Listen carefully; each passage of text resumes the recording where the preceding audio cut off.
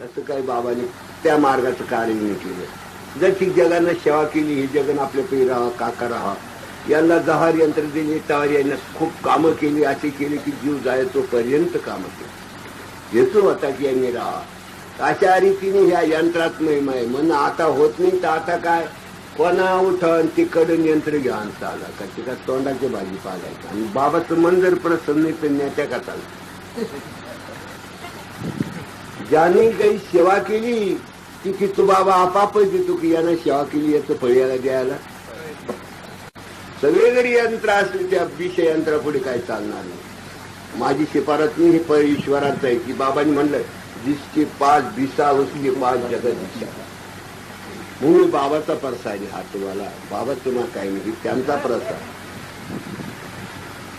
तर हे यंत्र बऱ्याच मार्गाला भगवंतांनी लावलं. आता यंत्र